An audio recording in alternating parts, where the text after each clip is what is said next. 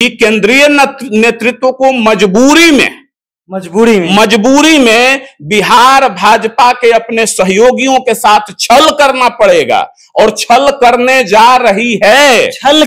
बिहार भाजपा अपने बड़े सहयोगी जनता दल यू के साथ छल करने जा रही है। नीतीश कुमार को मुख्यमंत्री पद से हटाने की साजिश रची जा चुकी है। बिहार बीजेपी को स्थापना दिवस मनाने से पहले उनको आत्ममंथन दिवस और प्रायश्चित दिवस मनाना चाहिए। प्रायश्चित दिवस बिल्कुल मनाना चाहिए। 2005 से लेकर आज 2025 है और इस बीच में 17 महीने की बात छोड़ दीजिए तो पूरे काल आप सरकार में साथ रहे, लेकिन पहली बात कि एक मुख्यमंत्री का चेहरा आप नहीं बना सके। दूसरी बात कि उन कार्यकर्ताओं का क्या हुआ, प्रायश्चित किससे करना है तो अपने कार्यकर्ताओं से कीजिए जो 2005 के पूर्व से 90 के दशक में लालू जी के राज में आपके लिए लड़े, पार्टी के लिए लड़े और आज 2025 तक वो हाशिए पर हैं। जब कार्यकर्ताओं का दिल टूटता है तो पार्टियां बिखर जाती हैं। वही आपके ही नेता ने आईना दिखाने का काम किया। वह यह भी बोले कि भाई अब बिहार के बीजेपी के कार्यकर्ताओं को और बिहार के उनके वोटरों को, युवाओं से हम यह अपील करेंगे कि क्या यही स्थिति बनाए रखना है, मुक्ति दे दीजिए। भारतीय जनता पार्टी को बिहार में आकर बिल्कुल रीढ़ विहीन, शक्ति विहीन महसूस क्यों होता है? क्योंकि यहां नेताओं की गुटबंदी। इसलिए मेरा यह कहना है कि अच्छी बात है बिहार की जनता इनके सारे चाल चरित्र के, सारे पार्टियों के चरित्रों को देखे।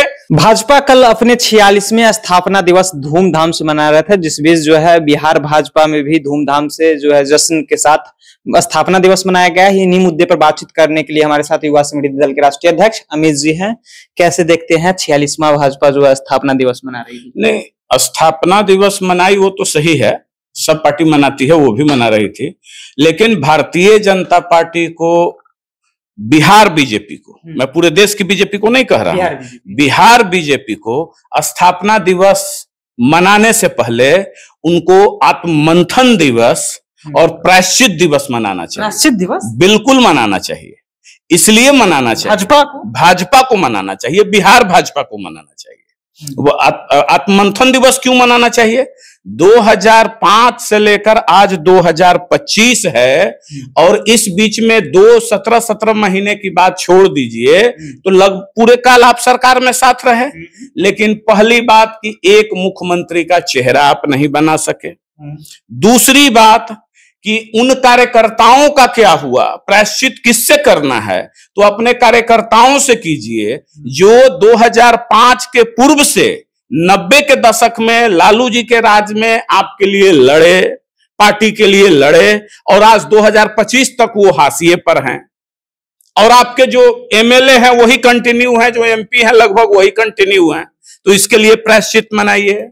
तीसरी बात कि जो जिन वर्गों का आप वोट लेते आए हैं उनके साथ भी आपने न्याय नहीं किया अभी तक, तो उनके लिए प्रायश्चित मनाइए। और ये बातें हम नहीं कह रहे, ये बातें बिहार भाजपा के स्थापना काल के सदस्य श्री हुकुमदेव नारायण यादव जी, जो माननीय पूर्व सांसद रहे हैं, वो कल एक न्यूज चैनल को जो बयान दे रहे थे उसमें बोल रहे हैं। बिल्कुल, मैं अपने से नहीं बोल रहा हूं, उनका बयान है, आप जाकर देखिए, ऑन एयर है वो बयान, एक न्यूज चैनल को दे रहे थे, उसमें यही नहीं वो बोले, उसमें और क्या क्या बोले आप जानिए। थोड़ी बिहार की जनता को जानना चाहिए। हम अक्सर कहते हैं कि बिहार भाजपा रीढ़ विहीन हो चुकी है, तो बड़ी मिर्ची लगती थी साहब, लेकिन आज तो आपके स्थापना काल के हुकुमदेव नारायण यादव जी कितने वरिष्ठ स्थापना काल के सदस्य हैं, वो आपको आईना दिखाए हैं। उन्होंने स्पष्ट कहा कि बिहार भाजपा में गुटबाजी, जो यहां नेता हैं वो आंतरिक गुटबाजी के कारण ही वो किसी एक दूसरे को सीएम नहीं बनने दिए, नहीं तो बिहार भाजपा का मुख्यमंत्री हो जाता। दूसरा उन्होंने यह कहा कि लगभग 70 से 75% कार्यकर्ता भाजपा के आयातित हैं, जिनको महिमा मंडित किया जाता है। आप आयात कीजिए, निर्यात कीजिए, इसमें कोई बुराई नहीं है। बुराई यह है कि जो आपका शुरू से कार्यकर्ता है, अब बताइए आज 90 से जब आपके एमएलए कोई जीते, मैं किन्हीं का नाम नहीं लूंगा, वो 90 से आज तक बने हुए हैं। ये कितनी बड़ी दुर्भाग्यपूर्ण बात है। तो वो कार्यकर्ताओं का क्या हुआ? वो यह भी बोले कि जब कार्यकर्ताओं का दिल टूटता है तो पार्टियां बिखर जाती हैं। वही आपके ही नेता ने आईना दिखाने का काम किया। वह यह भी बोले कि भाई अब बिहार के बीजेपी के कार्यकर्ताओं को और बिहार के उनके वोटरों को, युवाओं से हम यह अपील करेंगे कि क्या यही स्थिति बनाए रखना है? मुक्ति दे दीजिए, मुक्ति दे दीजिए। उनका अप्रत्यक्ष तौर पे यह कहना था कि अब आप लोग भाजपा से मोह भंग कर लीजिए, छोड़ दीजिए। चूंकि वो इसलिए मैं यह कह रहा हूं, इसको तोड़ मरोड़ कर नहीं, इसलिए मैं यह कह रहा हूं कि वो बोले कि 90 तक तो लालू जी का भला था, बुरा था, शासन जैसा भी था, लेकिन 2005 से 25 तक सभी दलों का सरकार रही तो बिहार को कुछ नहीं मिला। तो वो बोले मुक्ति दे दीजिए। एक और बात, अब एक और महाप्रायश्चित की बात, इस चरित्र को भी उजागर कर दिया कि केंद्रीय नेतृत्व को मजबूरी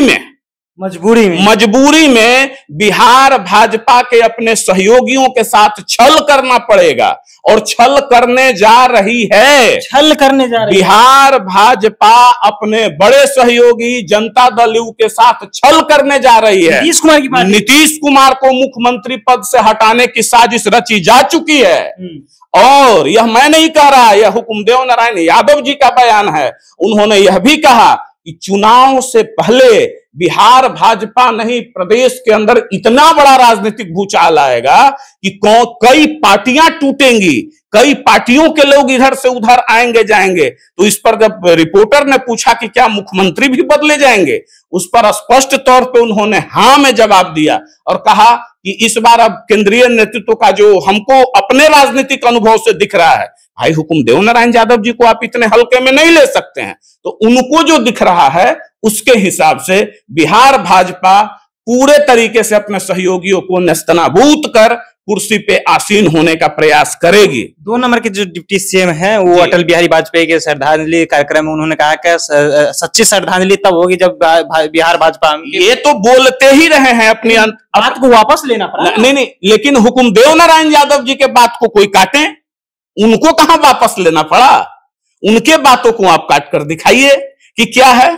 तो इसका कारण क्या है? देखिए कितना दुर्भाग्यपूर्ण है। आप अगर किसी से मित्रता करते हैं तो मित्रता निभाई जाती है, मरते दम तक निभाई जाती है। लेकिन यहां भारतीय जनता पार्टी को बिहार में आकर बिल्कुल रीढ़ विहीन, शक्ति विहीन महसूस क्यों होता है? क्योंकि यहां नेताओं की गुटबंदी। इसलिए मेरा यह कहना है कि अच्छी बात है बिहार की जनता इनके सारे चाल चरित्र के, सारे पार्टियों के चरित्रों को देखे। अब वक्त आ गया है नए लोगों को मौका देने के लिए। हम लोग आपके बीच हैं, एक बार मौका दीजिए, फिर निराश होने की आवश्यकता नहीं पड़ेगी और पार्टियां रीढ़ विहीन नहीं रहेंगी। अच्छा, बात कर ले कि कन्हैया कुमार यात्रा पर थे, अब राहुल गांधी भी बेगूसराय पहुंच गए हैं, पलायन रोक को नौकरी देने की बात कर रहे हैं सरकार से। तो इसमें हर्ज कुछ नहीं है। हर्ज क्या है?